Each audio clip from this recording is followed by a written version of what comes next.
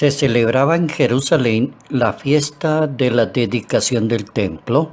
Era invierno. Jesús se paseaba en el templo por el pórtico de Salomón. Los judíos rodeándolo preguntaban: ¿hasta cuándo nos vas a tener en suspenso?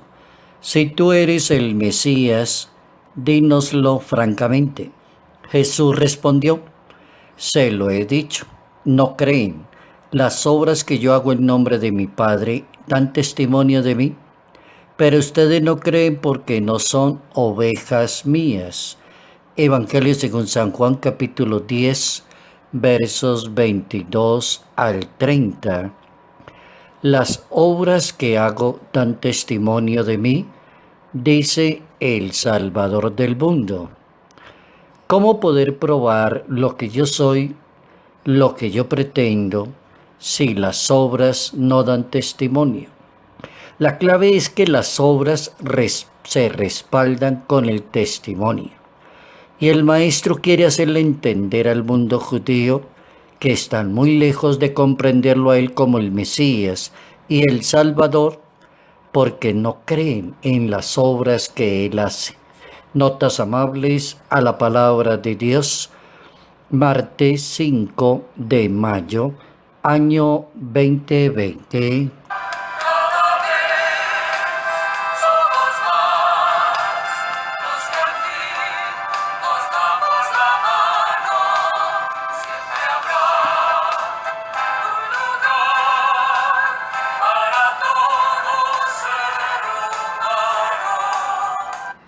Es bien interesante pensar en la pedagogía que utiliza Jesús de Nazaret para poder probar toda su misión, su mesianismo, su venida al mundo, la razón de ser de su predicación, sus milagros, sus palabras.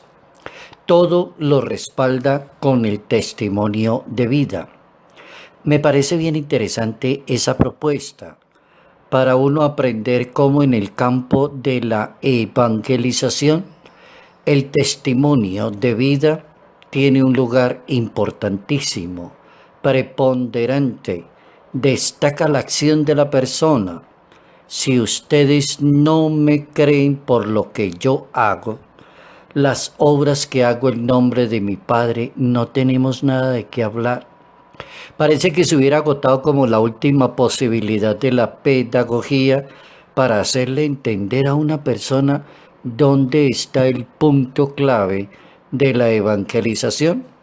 ¿Cuál es el punto clave de Jesús de Nazaret en toda su obra y en todo su trabajo, en su manera de ser, en su testimonio, en su calidad de vida como persona, como Dios, como hombre, como Dios encarnado presente en la humanidad? Lo primero que Jesús hace para utilizar esa pedagogía es retomar la parábola del buen pastor, como recordarles, volver a la memoria de que es algo ya conocido por cierto pueblo judío, la importancia que tiene el pastor y que tienen las ovejas, y esa importancia que él conoce las ovejas y es conocido por las ovejas. Mis ovejas escuchan mi voz y yo las conozco. Ellas me siguen. Yo doy la vida eterna. No perecerán para siempre y nadie las arrebatará de mi mano. Eso es retomar esa parábola del buen pastor tan educativa cuando el pastor se da a conocer de sus ovejas. El pastor está al frente de ellas, es ejemplo para ellas, camina con ellas, huele a oveja, entonces ya entiende perfectamente.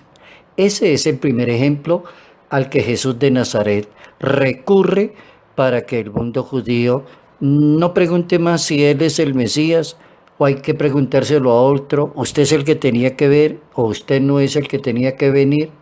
Usted es o no lo es. ¿Qué tal preguntándole a una persona, usted es o no lo es? Diga a ver para nosotros saber. El testimonio es el que habla por sí solo. Dice Jesús de Nazaret: yo y el Padre somos uno. Y como que aborda la unidad que existe entre Cristo y su Padre Celestial. Una unidad perfecta entre el Padre y el Hijo, entre el Padre y la obra de su reino y el Hijo que ejecuta el reino de su Padre Celestial. Y esa unidad, entonces dicen los escrituristas, da fruto, pues es fruto de la obediencia.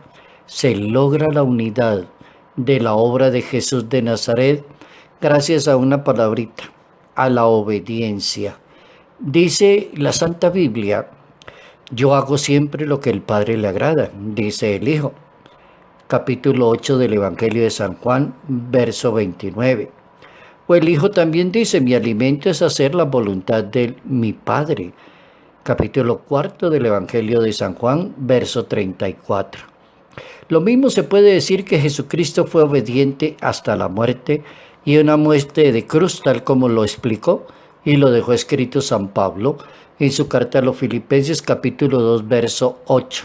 Fue obediente hasta la muerte y una muerte de cruz, una muerte que es obediente y es un largo proceso que dura desde la encarnación hasta los 33 años de su entrega por la salvación del mundo. Entonces, la gran moraleja para hoy es que la obra de Cristo habla por sí mismo.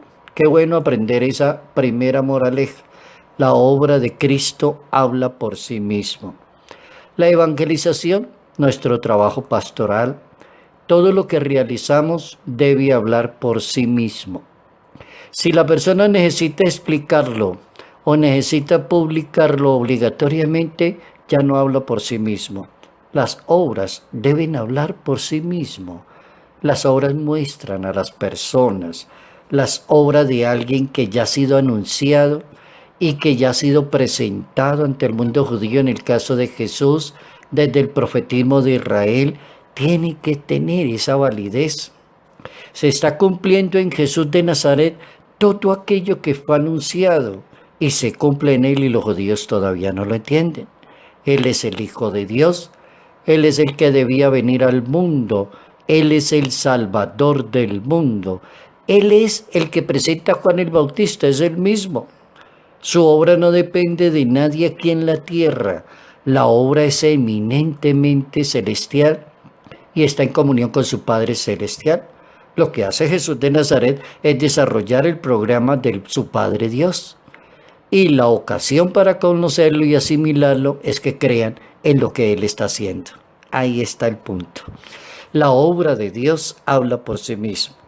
Las obras nuestras deberían hablar por sí mismas. Segundo, lo que hace Jesús es desarrollar el programa del Padre Dios, de su Padre Celestial. Lo que hacemos los católicos, catequistas, evangelizadores, sacerdotes, religiosas, lo que hacemos todos los que tenemos fe, hemos sido bautizados, es exactamente lo mismo. Desarrollar el programa de Jesús de Nazaret.